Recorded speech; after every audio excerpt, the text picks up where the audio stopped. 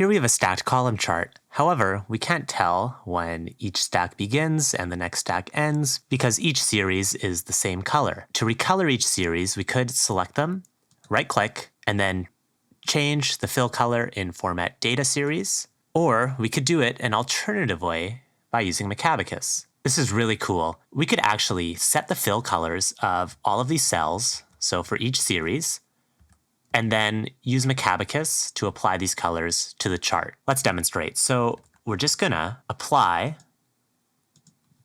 different colors to each series. And this is basically a form of mapping out this data so it's very clear which color is each series. And let's just change this font to white so that those amounts for alpha and bravo contrast. And now we can just set this with a couple of clicks. Just click your chart, then go into charts, then under recolor chart, we can go to recolor points to source.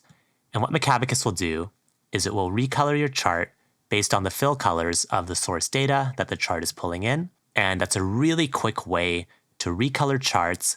And then now the colors down here basically serve as a mapping, so it's very obvious which color is which bucket. For example, this dark one here is obviously alpha, and we can also just reformat those labels so they contrast. So this is really an alternative to having a legend in the chart elements, as our legend is basically down here and fully color-coded. We appreciate your continued support, and we hope you found this feature interesting. Enjoying these tips and would like to see more of our content? Then hit like and subscribe to our channel. Thanks for all your support, and we'll see you over in the next video.